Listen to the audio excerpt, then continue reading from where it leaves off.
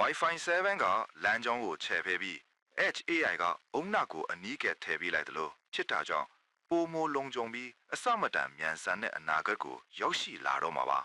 Technopad MM ပရိသတ်ကြီးမင်္ဂလာပါခင်ဗျာနေ့စဉ်မပြတ်ဤပညာသတင်းတွေကိုတင်ဆက်ပေးနေတဲ့ Daily Tech Update အစီအစဉ်ကနေကြိုးဆိုလိုက်ပါတယ်ကျွန်တော်ကတော့ Anchor TNB ပါဒီနေ့2026ခုနှစ်ဖေဖော်ဝါရီ18ရက်နေ့မှာတော့ Tech လောကကိုကိုင်လုံနေတဲ့ကြက်အထအစိုး update တွေကိုကျွန်တော်တို့စူးစီးထားပါတယ် AI နည်းပညာအသစ်တွေကနေချစ်ပေါ်ကြားကအခက်အခဲတွေအထိဘာတွေထူးခြားနေလဲအချိန်မဆွဲပဲစလိုက်ကြရအောင်ဗျာနံပါတ်1 Open AI ရဲ့စဉ်းစားတတ်တဲ့ AI မျိုးဆက်တစ်ပထမဆုံးအနေနဲ့ Open AI ဘက်ကစဖွင့်လိုက်ပါမယ်သူတို့စီကနေ reasoning model အသစ်တွေထွက်လာပါပြီဒီ AI တွေကအရင်လို prompt ရိုက်လိုက်ရတဲ့အဖြေတန်းထွက်လာတဲ့စိတ်ရုပ်တွေမဟုတ်တော့ပါဘူးလူတယောက်လိုပဲစဉ်းစားပြီးမှဖြေတဲ့အဆင့်ကိုရောက်လာတာပါခက်သေးတဲ့တင်ချာပုတ်စာတွေရှုပ်ထွေးတဲ့ကိုဒင်ပြဿနာတွေကိုဖြေရှင်းတဲ့အကောင်မှာဒါကတော့ဒီလိုရှိတယ်ဒီနည်းနဲ့တွားရင်ပိုကောင်းမယ်ဆိုပြီးအဆင့်ဆင့်တွေးခေါ်ပြနိုင်စွမ်းရှိလာတာဖြစ်ပါလေနံပါတ်2 chip ပေါ်နဲ့ supply chain ကရနောက်တစ်ခုကတော့ hardware ပိုင်းဆိုင်ရာတည်င်းစိုးတွေတစ်ခုပါ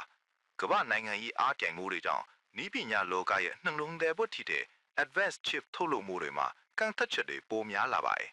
ဒီတော့ဘာဖြစ်လာနိုင်လဲကွန်ပျူတာနဲ့ဖုန်းထုတ်လုပ်တဲ့ကုမ္ပဏီတွေအနေနဲ့အရင်လို source တစ်ခုတည်းကိုအားကိုးမရတော့ပါဘူးရလအနေနဲ့နောက်ပိုင်း atomic gadget တွေဟာဈေးပိုတက်လာနိုင်တယ်လို့ပစ္စည်းပြတ်တက်မှုတွေနဲ့ပါရင်ဆိုင်ရနိုင်ခြေရှိနေပါတယ်ခင်ဗျာနံပါတ်3 Apple ရဲ့ privacy first AI view ဟာ Apple user တွေအတွက်တော့သတင်းကောင်းပါပဲ Apple Intelligence ဟာသူ့ရဲ့ ecosystem တစ်ခုလုံးမှာခြေလှမ်းကျလာပါပြီ Apple ရဲ့ထူးခြားချက်ကတခြား AI တွေလို cloud ပေါ်မှာပဲ data တွေကိုတွက်ချက်တာမဟုတ်ပဲ on device processing လို့ခေါ်တဲ့ကိုယ်ဖုန်းထဲမှာတင်တိုက်ရိုက်လုပ်ဆောင်တဲ့စနစ်ကိုဦးစားပေးထားတာပါဒါကြောင့်ကိုယ့်ရဲ့ personal data တွေပေါက်ကြားမှမပူရပဲ AI ကိုလုံးလုံးချုံချုံသုံးနိုင်မှာချက်ပါတယ်ခင်ဗျာနံပါတ်4 Meta ရဲ့ open source တော်လှန်၍ Meta Facebook ဘက်ကလည်းအားမကြမခံပါဘူးသူတို့ရဲ့အဆင့်မြင့် Llama model တွေကို developer တိုင်းသုံးနိုင်အောင် open source အနေနဲ့အခမဲ့ချပြလိုက်ပါပြီ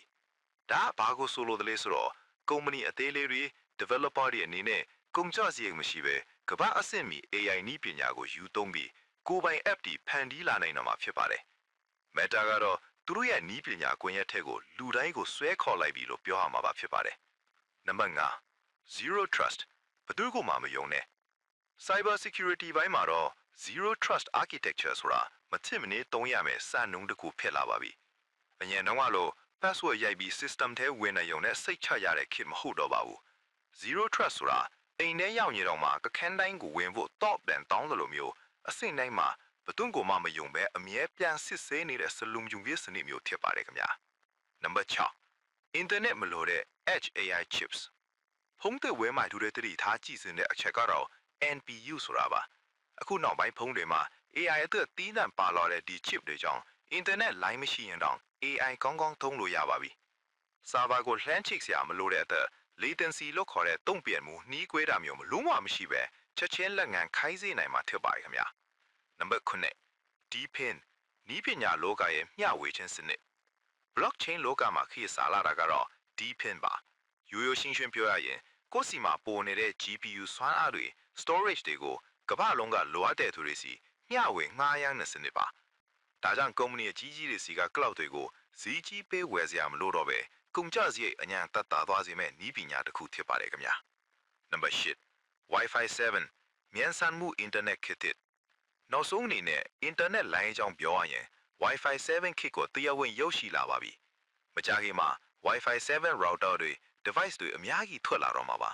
သူက connection ပိုတည်ငြိမ်မယ် 4K 8K ဗီဒီယိုတွေကြည့်ရင်လုံးဝမထစ်တော့ဘူးအထူးသဖြင့် gamer တွေအသေးဆွဲဖြစ်မဲ့ lag မရှိတဲ့ gaming experience ကိုပေးစွမ်းနိုင်တော့မှာဖြစ်ပါတယ်ခင်ဗျာ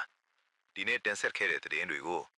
ခြုံဖျားမယ်ဆိုရင်တော့ Wi-Fi 7 တို့ Edge AI တို့ကြောင့်လုံခြုံရေးနဲ့မြန်ဆန်မှုပိုင်းမှာကျွန်တော်တို့ရဲ့ digital ဘဝကပိုပြီး smart ဖြစ်လာသလိုပိုပြီးလည်းမြန်ဆန်တွက်လက်လာတော့မှသိကြပါတယ်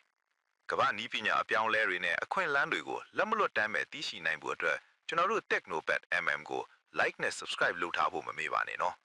ဒီနေ့တက်တော့ဒီလောက်ပါပဲကျွန်တော် Anchor TNB ပါနောက်ဗီဒီယိုမှာပြန်တွေ့ကြမယ်ဗျာအားလုံးပဲကောင်းမွန်တဲ့နေ့လေးဖြစ်ပါစေခင်ဗျာ